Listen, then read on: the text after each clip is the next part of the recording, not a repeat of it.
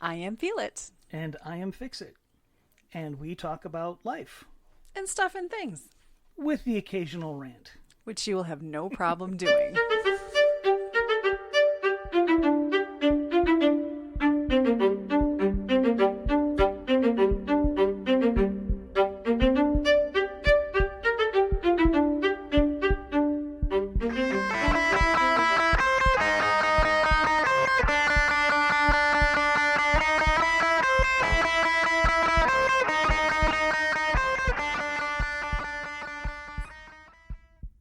Hello. Good morning. Good afternoon. Good evening. Or good night. Whatever it is, wherever you are, we hope you're having a good one. Absolutely. Yep. Mm-hmm. Yep.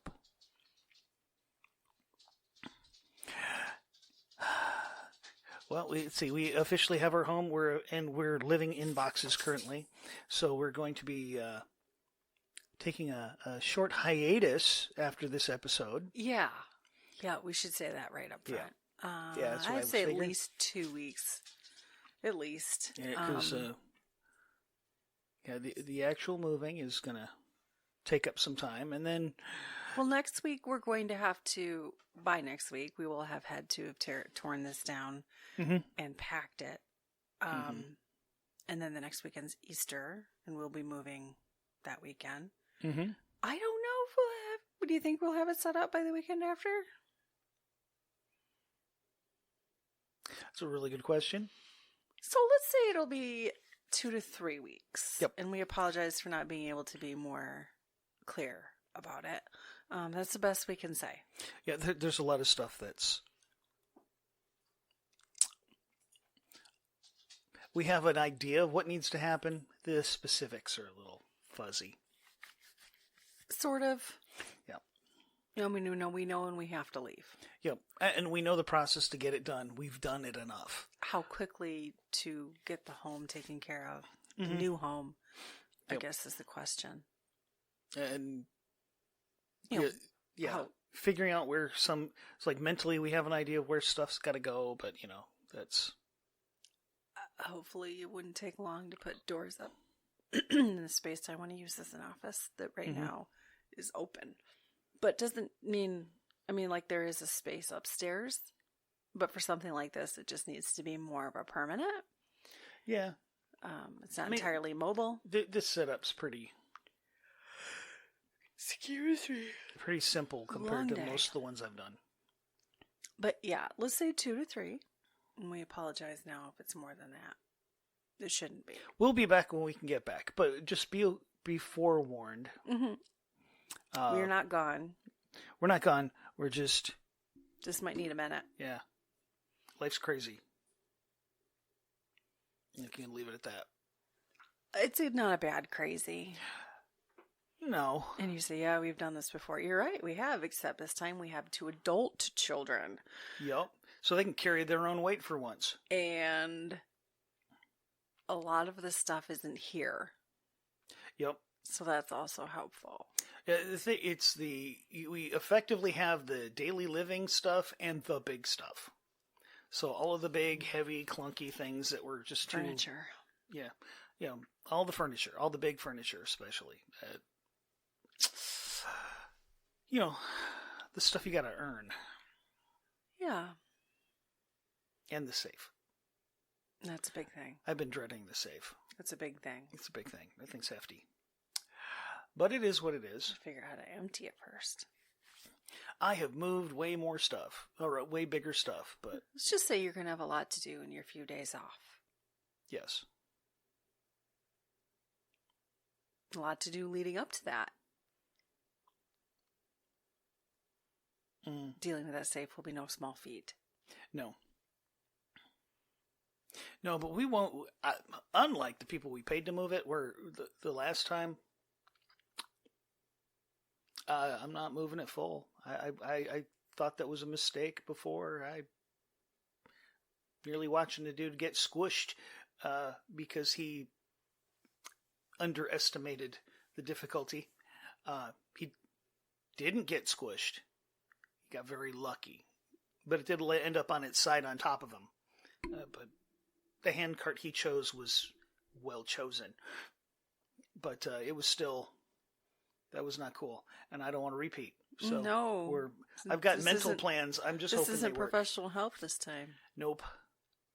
Hopefully they're young and bulletproof enough to go, oh yeah, we can do that. Yeah, there's already one that said, you didn't want to brag, but 400 pounds wasn't that much. Okay. I've moved more than that by myself.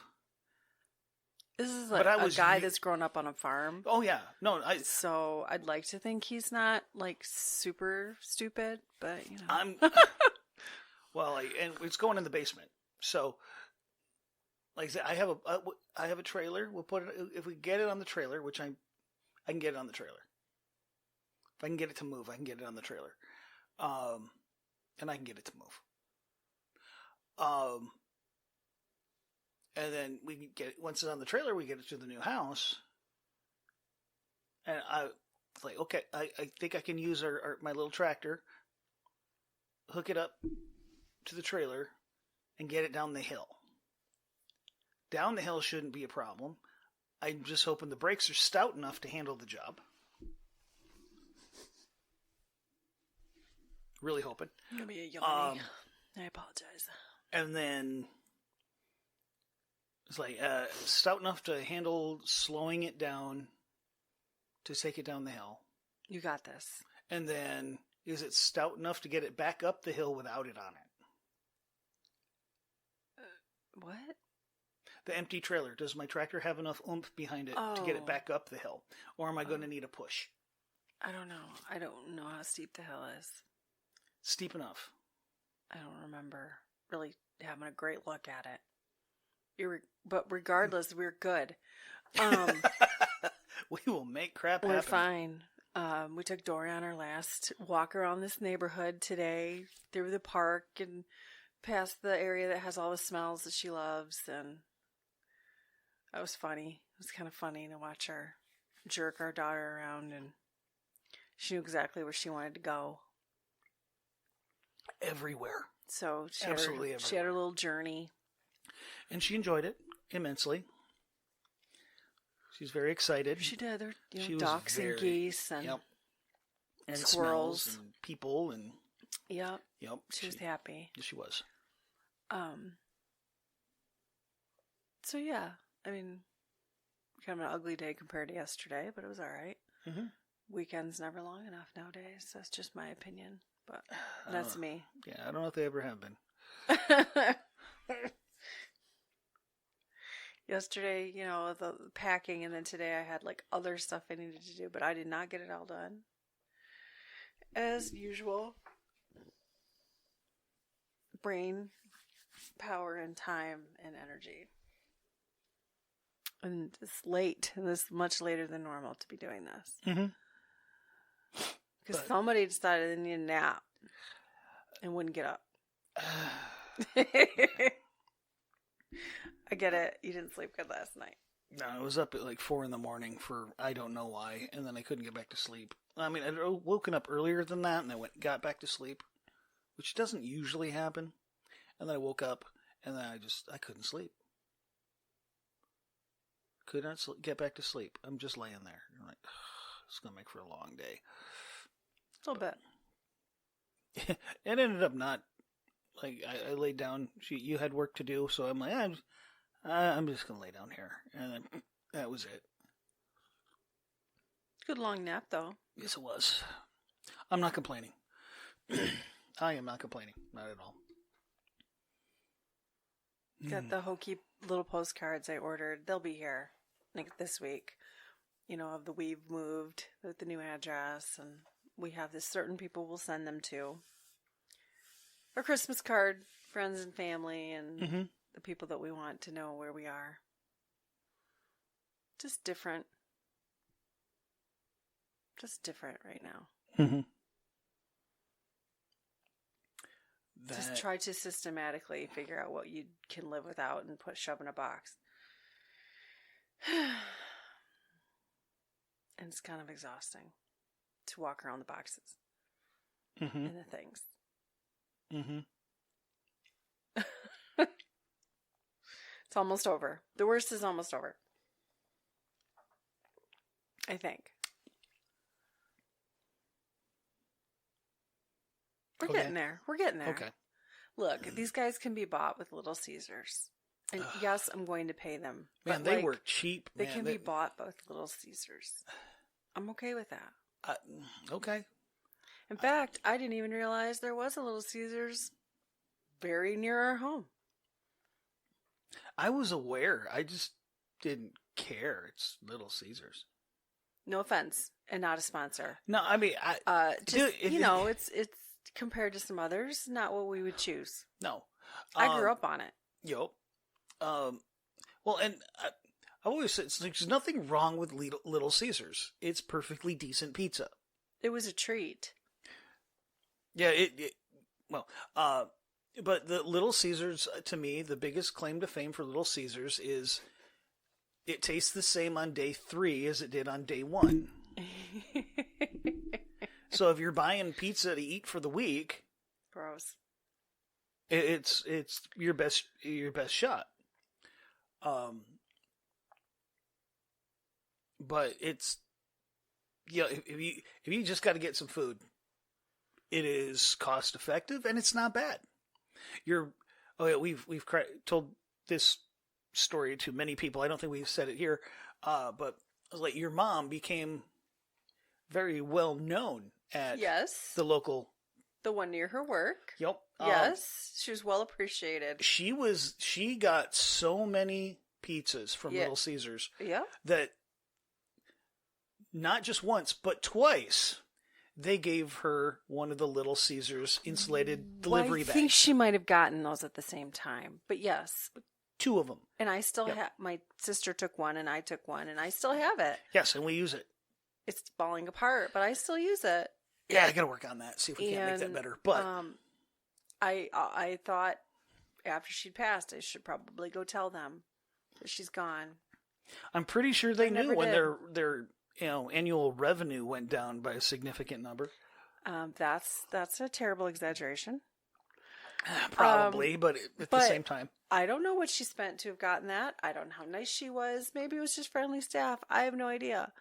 I've never met anyone else, no one else, that was ever given one of the thermal bags from the delivery. So are you saying it was wrong that my mother was that special? Sure, your mom was that special. I mean, I could be. There might be other people out there. I have never. So you're listening to this, and you're out there, and you gave somebody in Kalkaska, Michigan, gave some woman a little one of your insulated bags, and you worked at Little Caesars. I would say it would have been like 2014, 15, maybe early 16. Or oh my gosh, she passed in 15. So let me back up. 13, 14, maybe early 15. Because she passed in April of 15. So I don't know how long she had those bags. No. But yeah. But it was funny. Yeah. It was funny. It was. Yeah. I mean, she was a good person. Don't get me wrong. It was like she was great, but and it all just really dawning on me today, which will lead into our prompt. But I had a very brief conversation. I got a text yesterday from my aunt, my mother's oldest sister, just wondering how things were going. And I haven't talked to her. We haven't really texted a lot since her birthday in mid-February. It has been on my mind a lot what we're doing Easter weekend. This will be the first Easter I will not be at church since my mother passed. That's kind of different. You could say, oh, well, you could go anyway. I don't know. You're right. I could. It will literally be blocks from church, but put that our daughters, but then our daughter is actually serving that day. She's not going to be in the service. But anyway, it wasn't what we talked about. We will have moved the day before, and Well, think that's going to be pretty hard on me, quite frankly. we're so gonna I think be- I'm going to need a minute. We're going to be very pooped and in the middle of And then I got, a lot going to of crazy. pick up and work the next day. But anyway, and I talked to my aunt very briefly because her family was over, and we'll talk again. But soon, I don't know if it'll be before I move or not. But anyway, she was with me. She was the one that was with me on the other side of that bed when my mother passed. Mm-hmm. So she is special to me. I don't have the same relationship with her as I do my father's sister. But she's very special to me. She always will be. And she shared with me very briefly that she said, I'm kind of sort of seeing someone. Oh, I'm like, what? Because, her husband hasn't been gone that long. Mm-hmm. Year and a half-ish. Yep.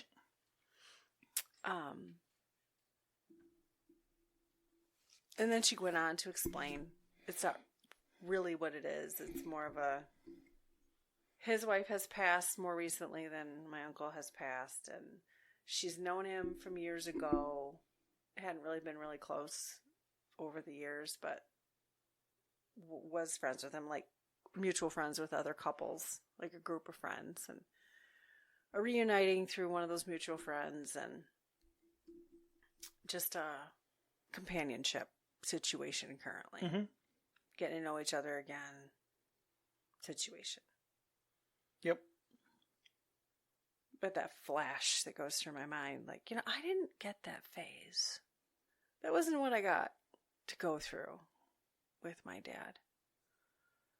And get that. No. So even now when I talk to my clients who are in that position, like one of their parents has passed away and the other moving on, like from their end, what that's like, I can't speak into that with a personal knowledge. Mm-hmm. Because I didn't go through that. And I do wonder what my cousins are thinking. But my aunt did sound like she was being very reasonable about it. Mm-hmm. So there's that. Very Yeah. realistic. Mm-hmm. This isn't her jumping in anything. No. Well, and my 2 cents in that regard. As long as he's not predatory, It doesn't sound like it. which doesn't sound like it. She's only at her age, she's very much not young. There's only so much time left. And it sucks to walk through life without somebody beside you, even if it's a friend, who life has given you very similar situations recently that you're dealing with, and to know that you've got somebody that can relate to what you're going through, especially the bad days. Like, more power to her. No, and if they're just friends with us that can really understand what each other are going through, that's awesome. If it's more than that, that's kind of awesome too, in its own way. But life is short, and for her, she may outlive all of us, but I'm not. That's not usually how that works. Unfortunately, she's a really good lady.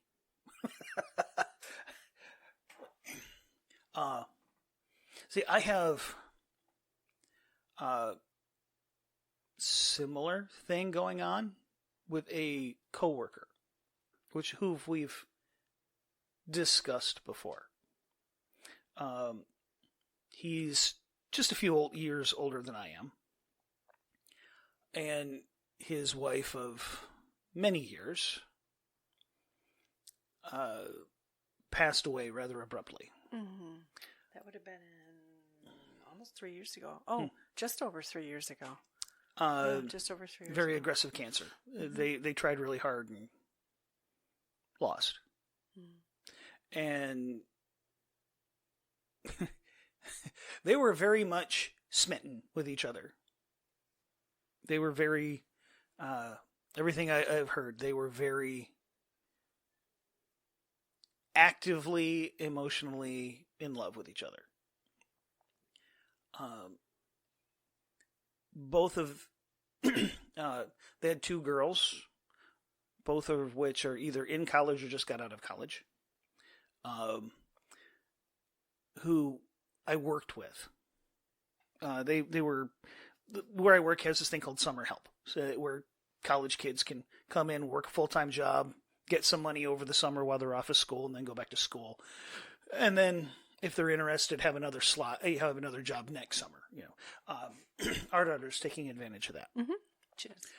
So I've met and spoken to and given a hard time to. So I've heard stories from them, not just him. And when she died, he was very much devastated and very much trying to not look like it. You don't need to hide it for me. It's okay. Yeah. But I never had, I never met her, and I feel bad that I never had the opportunity to meet her. She sounded like she would be pretty entertaining.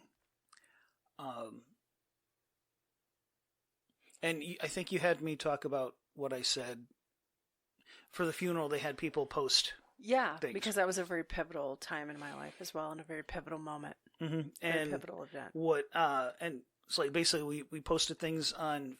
There was a Facebook page they put together, and they had people post, and I wanted to show my support, but having never met her, I commented what I could speak about, and that was like, I could tell how much she loved her because of the way his face lit up when he talked about her. And they put that on the big screen during the service. Yep. So it's like, they were very, they were very close. They had a very close family. There's no doubt about that. But,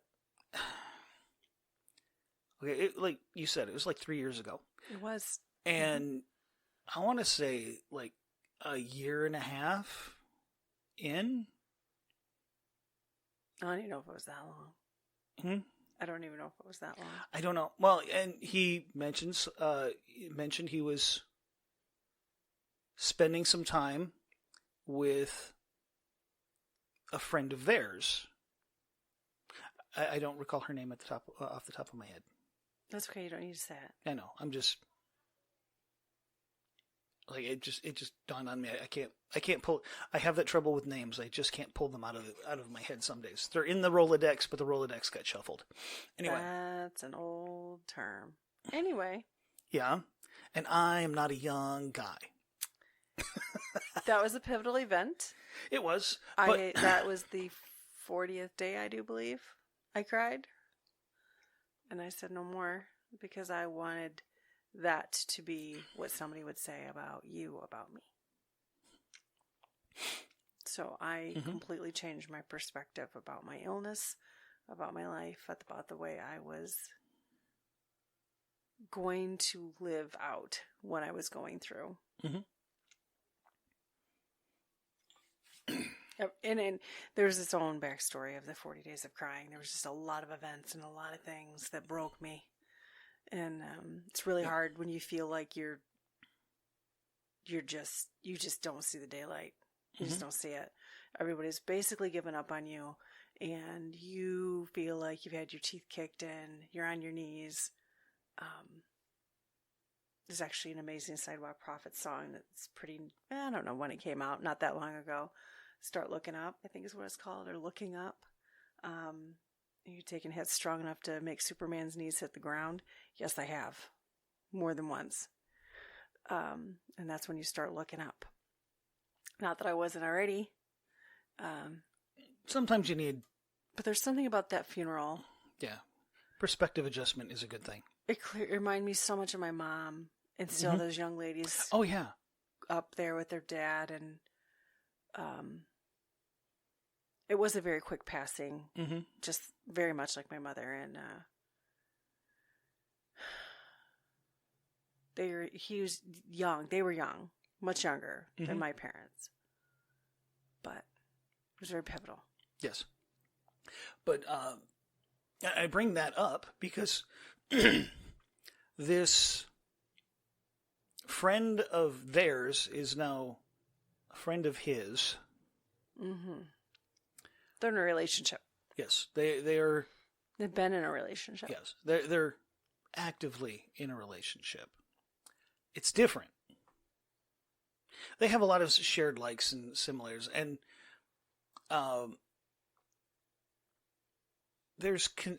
his daughters have concern, and they were not, and I don't know where they are right now. They weren't on board with their father getting involved with someone, and which I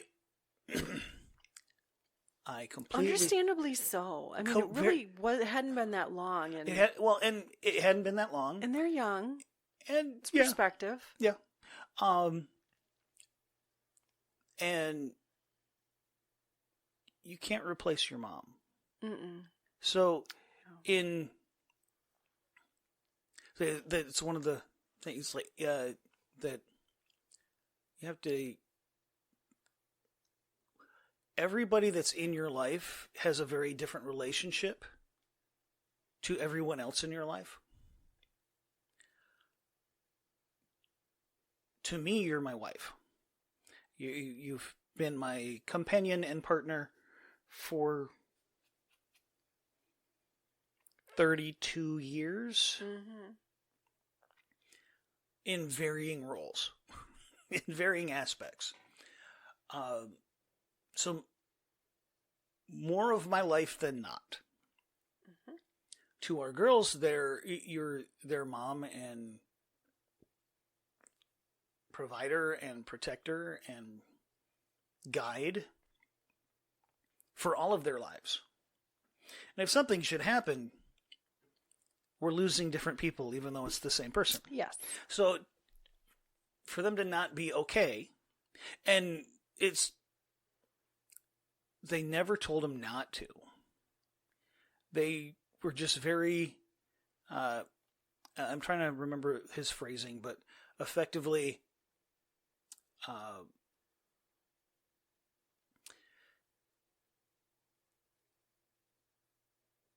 they weren't comfortable, but they want him to be happy. Very mature response. Like, don't expect us to be really good friends right now. And how that's changed, that was like a year ago. So, I mean, it's... Or more. This conversation, I want to say, was like a year ago. Oh. Or at least the conversation I had with him. Because I check in with him. I mean, we talk dumb crap all the time. But every now and again, I check in. I probe a little bit in a friendly manner just to see how things are going. Because as a dude with 2 daughters, I can relate. Fair. When it was, he was a fellow dude with in some ways similar background, with a sick wife and 2 teenage daughters. I could really relate to that. Like, okay, it was like, and I told him the same thing I tell people all the time. It's like, there's nothing I can do to help, but if you think of something, you please let me know because I want to.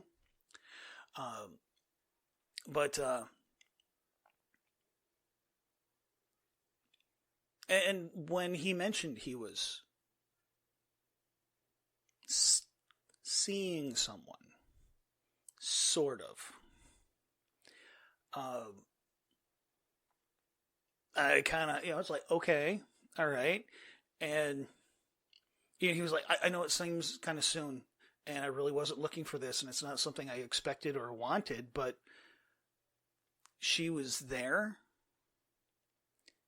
And when it's like, it was bad, it was very bad. And she was there and she made it better. Okay.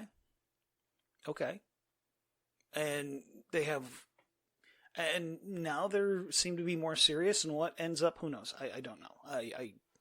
I don't ask for that kind of specifics about, people's relationships. If they want to share, they share. I don't dig, because if I'm not involved, then I don't need to be involved. But it's, it seems kind of soon, but at the same time,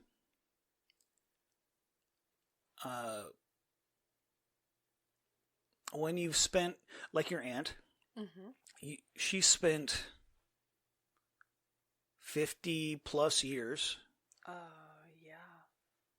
together with someone, and my coworker was 20 some years married, 25, something like that. They got married a little later in life, so we were ahead of them. Anyway, you're used to sharing your journey with someone. You've had, you have the support, and you have the companionship, and then it's suddenly gone. And instead of having that, you've got a gaping hole that hurts all the time, and then somebody shows up, and you're not alone anymore. This is a conversation I actually ironically had with a client recently. This week? Was it this week or last week? I don't remember. It was this week. Who has been widowed for several years. Had been already in a serious relationship and dated quite a bit. And, this is an older person, adult children, grandchild. But also there's this process of figuring out what you want and, okay, what went wrong with that first very serious relationship and what not to repeat. And there's something about this stage in life that she is in. And then the men she's meeting being in, similar stages, adult children and divorces and deaths and all this stuff. It was a conversation more in the, why do the men seem needy or immediately jumping the gun on some stuff, right? Making some assumptions, saying some things. And I just very politely said to her, and this is drawing on like experience with my dad, experience with other like friends and family, and kind of what you're talking about, right? Like, men do view a relationship differently than women. That's just a given. It doesn't matter what religion you are. There is a science to the idea men think differently than women. Yes. Period. Yes. And I believe, just again, we're going to look at it for this from a generational standpoint. If you're talking about the individuals in this age range, 50 plus now, 55, 60 plus. They've been in the marriages. They've lived the life. They came for this generation where the woman just took care of the things, where it was sometimes very short relationship. And then you're just in this obligatory marriage, whether or not you're actually like deeply in love or not. There are different components to this, right? And that my father did the exact same thing. He just never had the opportunity to actually be in a relationship. He just wanted to be married again. He just wanted somebody to take care of him. Like my mother. That was the role I stepped into. He did not have long to live. They did not believe, a few of his doctors did not believe he had long to live when my mother had passed. They were off by a little bit. They were surprised she went first. They were off by a little bit. Yeah. Oh, yes. Yes, the doctors I got to meet were absolutely shocked and appalled for us. But my point is that, like, men just saw, again, we're going to talk in this generational sense, right? Not that they just view relationship different and think differently, but like this idea that They just want to jump into something very quickly. It's not always assuredness. It's not always, we're ready. You like barely know this person and you're saying all kinds of stuff like, whoa, whoa, whoa. It's just like my aunt, this individual, his wife just passed away. Like, sounds like within the last couple months. Okay. So this is pretty quick. But according to him, the marriage just wasn't the same over the years and barely existed by the end. Okay. I don't know those details. No. I have no idea. No. I said one and done. And I meant that. I'm done. I'm not doing this sorry, again. Ruined you. I am not doing this again. No one can compare. I am not. Yep. That's right, baby. I am only for you. That's it. You've programmed me and I can't do this again. But there is something to it. Men just typically, they just want to move on faster. Well, now whether or not there's layers to that. Honestly, I think there's a good, and this is, I have no studies I'm citing. I have no, nothing official out there. Personal perspective and observation. We don't need a whole lot to be together. No, we don't need depth. We don't need conversation. As a general rule, guys spend their entire life putting up with the 90% of their life that they can't stand. So making it work with somebody that there's a 10% good is that's a acceptable rate of return. I've never met a guy that really wants to go to work. For instance, I know people that absolutely despise every aspect of their profession. And they do it because that 10% that they get out of it makes it worth it. There's a level of acceptance that that there's going to be some bad. How much bad can we put up with? How much bad can I put up with and still be okay? You want better than that. And guys tend to be a little bit more transactional and less emotional. Again, stereotypical. Like, It's not that the emotions aren't there, it's the priority on them. I don't always have to be happy. I have to get crap done. And the emotional part of it is I don't want to be alone. So what am I? It's like, okay, we get along. We have similar views on certain things, on the important things. We like the same dumb movies. You know what? We can disagree on everything else. We can spend the rest of our lives fighting each other. The core stuff is there. And I will very happily put up with the 90% of the fighting that we're going to be doing for the 10% where we get along. And that number is complete BS that I just pulled out of my butt. So just don't hold me to that. Thanks. But I think every guy's got a different threshold. It's like, let's be honest, two human beings in close proximity are always going to have. You're not perfectly in sync all the time, because if you are, one of you is redundant and you don't need to be there. The point of a coupling of two individuals is so each person can bring, you agree on the foundation, and then the rest of it you figure out with differing viewpoints and differing perspectives and different priorities. And, guys tend to be more.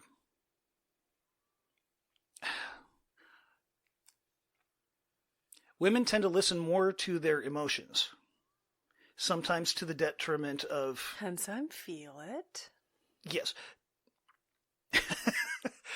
Sometimes to the detriment of, I don't want to say logic, but let me say reason. Because I think in a lot of times emotions and reason are in opposition. Okay. Emotions don't make sense. They're often not grounded in reality. People get blown up about stuff that emotionally just completely blown up over, like, things that were a misunderstanding or misconstrued or assumed. They're not grounded in reality. They just are. Not saying that they're not valid feelings that need to be worked through, but they're not always grounded in reality. Guys, on the other hand, tend to focus more on the reason, on reason. And again, I don't want to use the term logic because most people don't know how to think logically. I don't even know if it would necessarily be a good thing if more people, I don't know. That's a discussion. But often to the detriment of emotion. And it's the two coming together, balancing each other out and finding that thing that works, that middle ground is like, okay, in this situation, we need to lean more towards emotion. Like color of the living room or whatever. It's like, that's not there's rationally, it's like, what's the difference?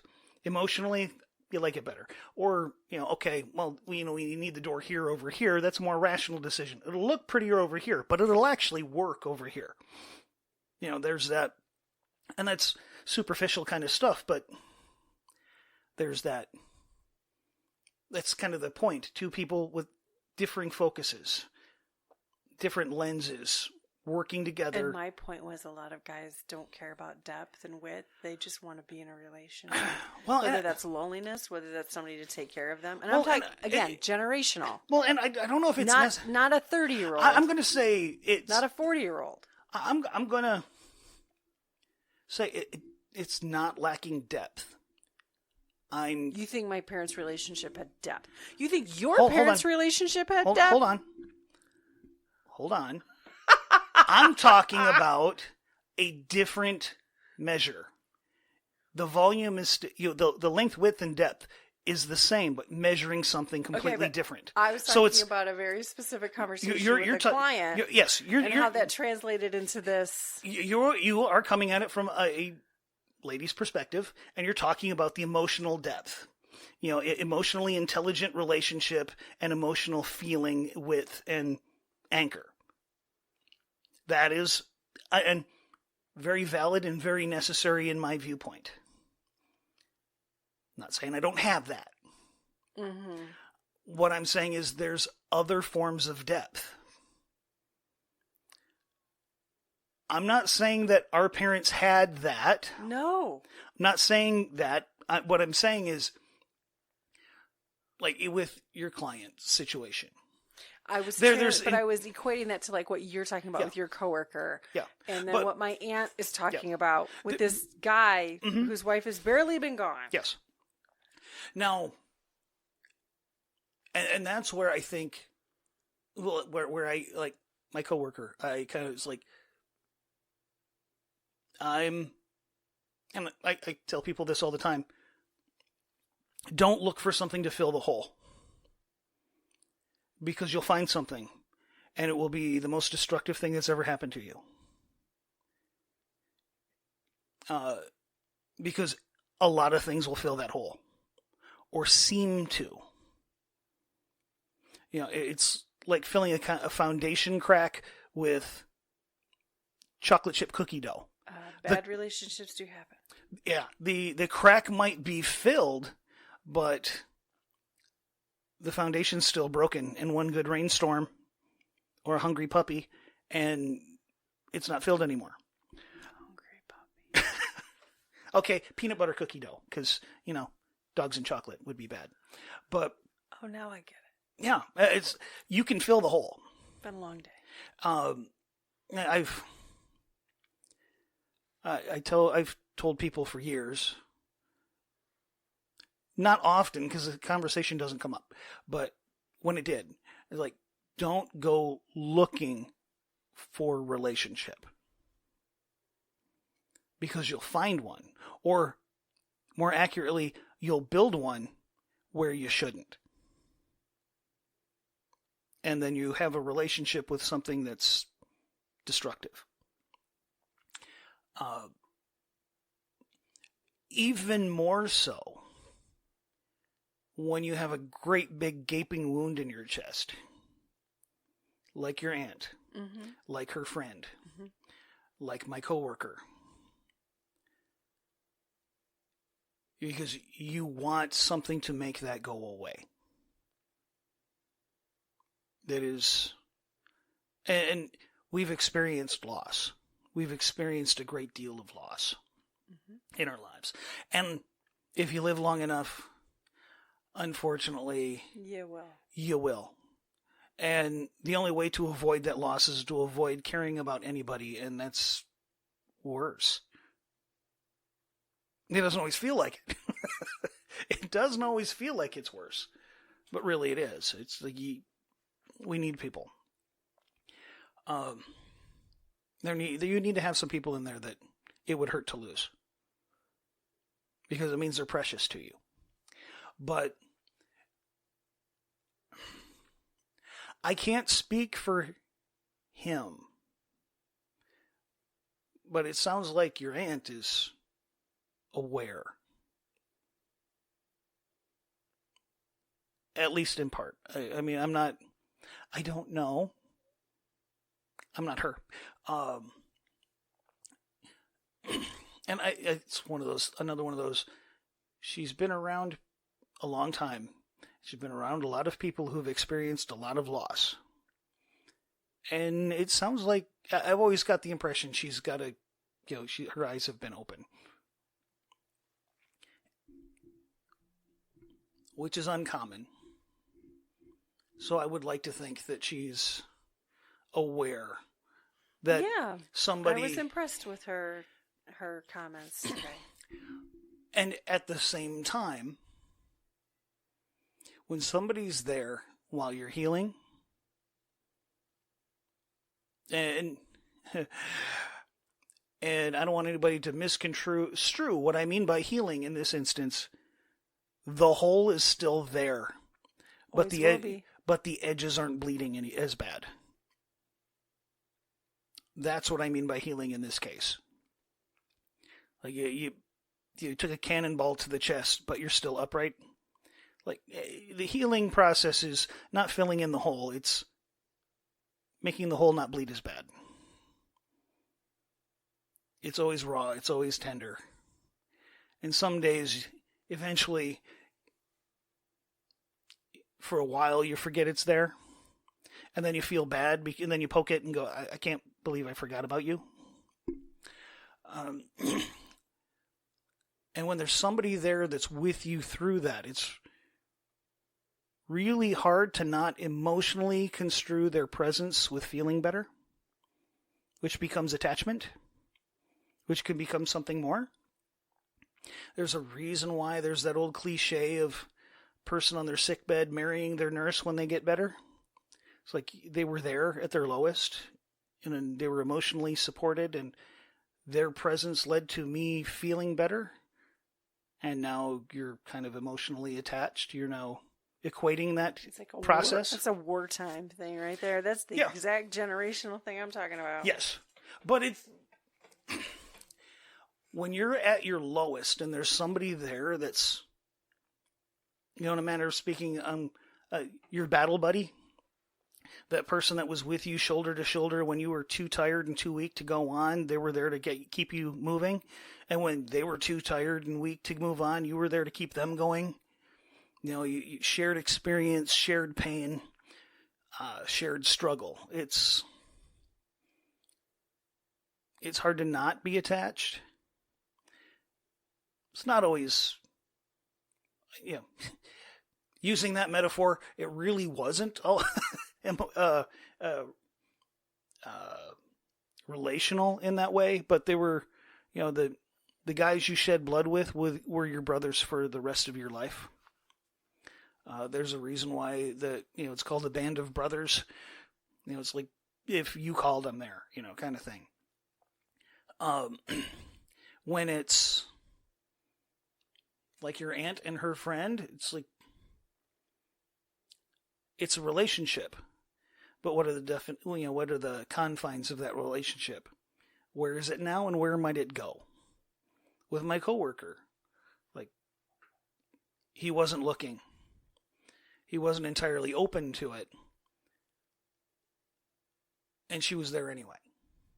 And now, as far as I could tell, it's like, they're not going anywhere. I mean, if it's healthy. Mm-hmm. And that was always my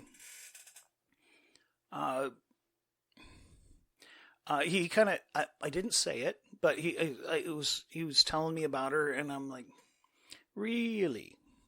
And he's like, yeah, I know, it's kind of soon, and I don't know why this is happening. I'm like, okay, all right, that actually tells me a lot that I wanted to hear for his sake. Like, he wasn't looking to find someone to replace her. And she's not replacing her. And he still is like, she's, he still speaks about his wife. Because she was his wife. But he also, you can tell there's comfort in him not being alone. Which is, again, part of my point. He has accepted that she's gone. And that he still has a life to live.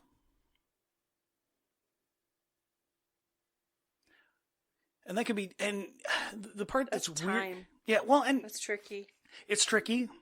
And it's one of those things, like, people will tell you that it's so soon. And you give it a year or two, and it's like, well, why haven't you? It's been so long. Like, well, you know what? This is where you gotta turn off the rational side. Because rationally, it doesn't make any sense to be alone. I mean, just think of it completely transactional. It makes way more sense to not have to be alone. A shared load is halved. Life is hard. Yeah. And it's even harder when you're alone. So share the load. So rationally, it doesn't make any sense to be alone. Emotionally, it doesn't make any sense to ever have another human being in your close proximity. Because to open yourself up to that kind of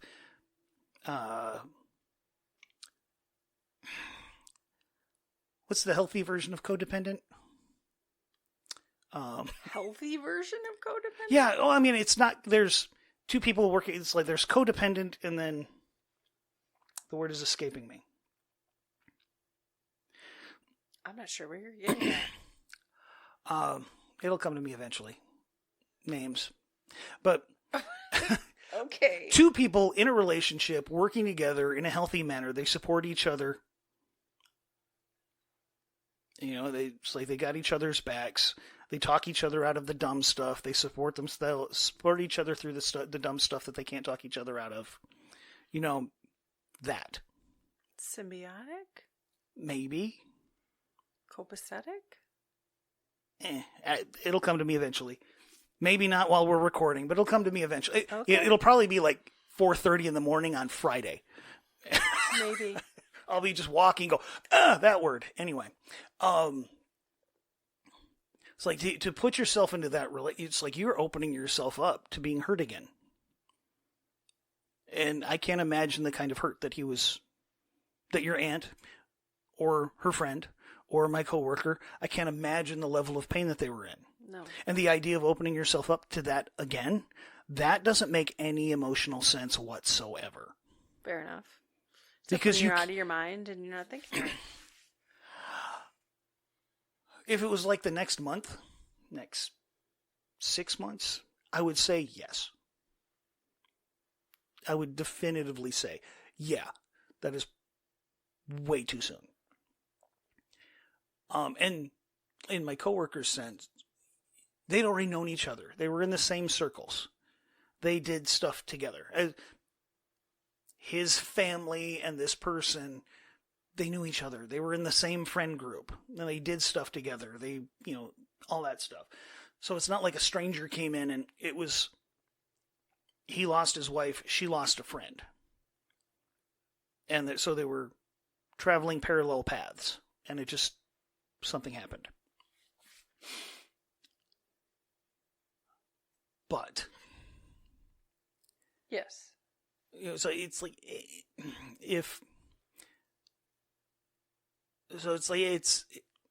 it's not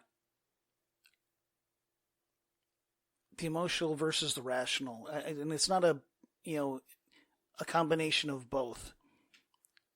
In my head, anyway. Sometimes, when you're not expecting it, little miracles happen. So true. And they don't happen when you're looking for them. I've always been kind of fascinated with certain aspects of Eastern religions. And I know that's a weird segue. A bit. But the idea of achieving a state of Zen, perfect peace and mindfulness, which is completely impossible to achieve if you're looking for it. But the only way to get there is to work for it and to look for it. So in the process of seeking it, you have to give it up. And I think moving on after a trauma like that, after a loss like that, the only way that you're going to find it again is if you're not looking for it. Yeah, I would agree. But at the same time, also not closed off to the possibility. Because you can close the door and just not let stuff happen. You don't have to let people in. There's a lot of people living in that state. And you have other people that are, doors are wide open. Come on in. Everybody's welcome. Which is just as... No. In some ways, way more damaging, I think. Personal opinion. Well, the difference between a 25, 30-year-old moving on and a 55, 60-year-old moving on. Or 78? Or 70. Hold on. 78. Yeah, I thought that sounded right. Yep. Anyway. Yep. One, there's a lot of life left to live. At least in theory. At least in theory. You never know. And the other is you're still here and you're beating statistics at that point. And okay. In the time, your aunt's case, in the time that's left, do you want to do it alone? And I don't mean full-on romantic relationship, but I mean, do you want to do it alone? Do you want to walk the path alone? Or do you want to have a friend by your side? And if there's something beyond that, God bless. Of course. But at the same time, it's if you're... be happy and content. Yeah, if... Not taken advantage of.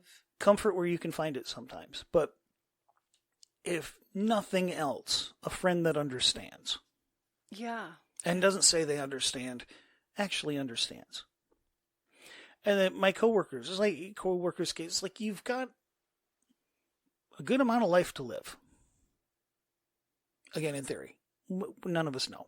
But statistically. It's kind of the... You've got a lot of life to live.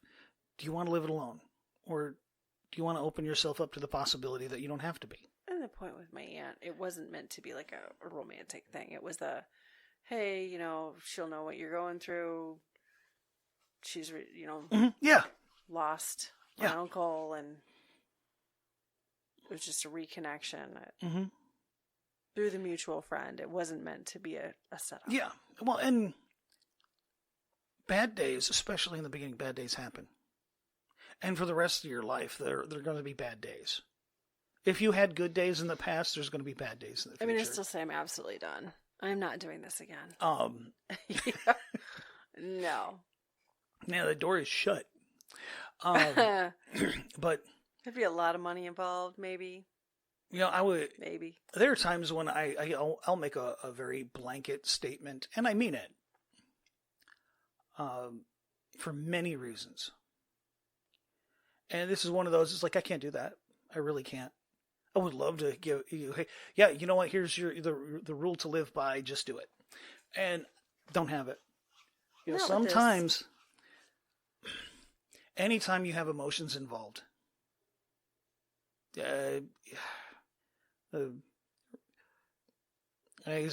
rationality goes out the window when emotions are involved, And, sometimes you've got to turn off the rationality and just enjoy the freaking moment. There's no rationality in watching a toddler chasing after a balloon. There's no rationality whatsoever. But if you don't have that moment, man, life isn't worth living. You got to turn off the rationality sometimes. But it has to be a safe place and the right time. You can't live without it. You can't live in a place where rationality isn't part of the equation. Because, even with that toddler, you got to have enough rationality to not let that kid toddle down the stairs. But you need to turn it off and just enjoy the moment. Dial it back. Let me say. And we were talking about a human being and relationship. I can give the advice that don't go looking for something to fill a hole. I don't care what that hole is. Because you'll find something that will, at least for the moment, seem like the hole is filled. Or the pain is decreased. But the stuff that does that is never for your benefit. It's like, yeah, for the moment. And then afterwards, at best, you're back to where you were. And more often than not, you're going to be worse than when you started. And you still have to deal with it. And you can keep pushing it off by you filling it with something else. But eventually you just end up with a bigger hole that's now infected. It's fair. And at the same time, on the flip side of that, at its worst, you need to be bandaged up. You need to have the door closed for a time. And everybody's time is different. Everybody is emotionally and just different. Their mindset is different.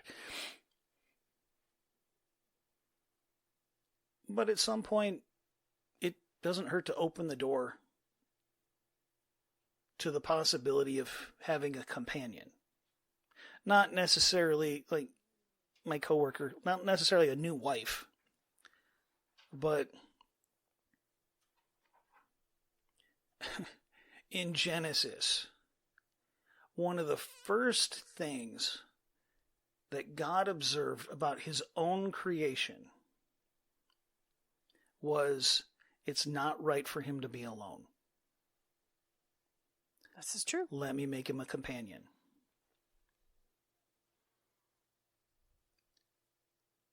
Didn't say wife, didn't say lover, didn't say girlfriend or boyfriend or whatever. Companion.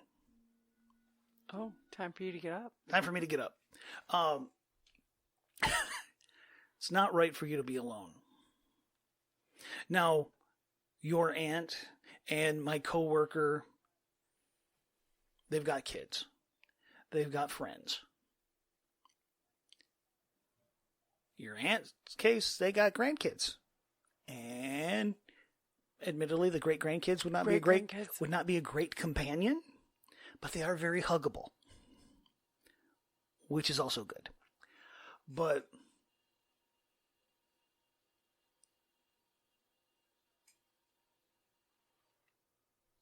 it's not good for them to be alone. Of course. There are different levels of intimacy. There certainly are. And the most benefit, and a spouse is a very special, unique position. I'll say that very clinically, I guess. Role.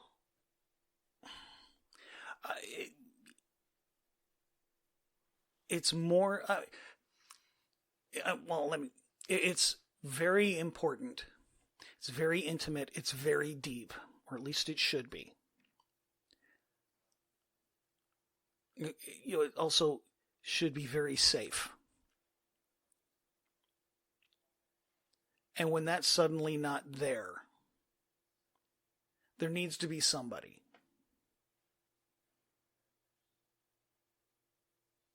At least at some point, so you're not dealing with it alone. Agreed. And sometimes it turns into more. With your aunt, no idea. Probably not. Yeah, who knows? For my coworker, it did. But he wasn't looking for it. He opened the door up to not be alone, and it turned into something else. Interdependency. Sure. Is a clinical term. Thank you. Sure. I was like, I don't know what you were going for, but there. Well, what I was going for was healthy relationship versus an unhealthy relationship. That's what I was going for. Sure. It's like codependency it's harmful to everybody involved. Interdependency is beneficial to everybody involved. Yeah. Yep. Both people are getting fed and supported. And that's that was my point. It's like you have to be careful because if you try to make something happen, it usually leads to bad places. Ask your sister. She knows. Wow. Anybody knows. Okay. That's an interesting Just saying. thing to shove in there. Just saying. So yeah, anyway. This was an interesting thing to talk about, I guess. It's like your conversation with your aunt. It's very brief. It was very brief, but like, yeah, this is a topic idea, something we can talk about. Sure. But yeah. So I guess all I can really say in that regard is, if you're dealing with something like that, eyes open. Healthy. Eyes open. Keep your eyes open. See what's actually there and not what you want to be there. And if you have to force it, it's a childhood way of putting it. It's like relationships are like having gas. If you have to force it, it's probably crap. Wow. That was really juvenile. Yes, I said it was. And probably a spot on at the same time. I wouldn't have said if I didn't think it was appropriate to the conversation. Wow. Don't force it. I think I'm just starting to go downhill. Yeah. Because I'm tired. But could be. Yeah. Don't force it. Sometimes things happen. But if it's good for you, you have to let it happen on its own. You can't force it. You can't make the tree grow faster. You can only give the tree what it needs to grow. You try to overdo it, you end up killing everything. Anyway. Just saying. All very good analogies, metaphors. I don't know, whatever that word is. One of those, yeah. Anyway. But. Yeah. But, little plug, not a sponsor, but if you're going through anything, even related to that, loss of any form like that, where you're dealing with that, there's a organization out there called Grief Share. Oh, yeah. Yep. And if you're going through some stuff, griefshare.org. Yeah, they're there to get you connected with other people so you don't got to go through it alone, and give you tools. And this time of year they would have the, I believe, 12-week. Yeah, I believe it's 12-week group sessions. Mm-hmm. Each a different topic each week, and it's a group setting. So yeah, it's a shared experience. Mm-hmm. You don't have to talk. You don't. No, you can just go to listen. But it's like I said, it's not good to be alone. Mm-hmm. And there's some things you feel like you're the only person on the planet, and it makes you even feel more isolated. You're not. There's people going through stuff, not the same, but similar, and you don't have to walk alone. You can walk together. That's right. Yes. So there's our PSA of the day. I attended after my parents passed away, and it was very, very beneficial. Mm-hmm. It's helped a lot of people, Mm-hmm. and their goal is to help as many people as need it. So, with that being said, we'll end this one.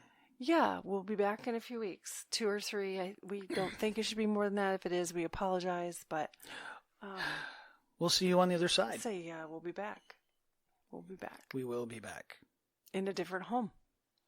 The echo will be different. The echo will be different. So with that, I'm Fix It. I'm Feel It. We hope you join us in the future. Until next week. Or after that. Next time. Let's just say next time. Next time. Y'all have a great one. Happy Easter.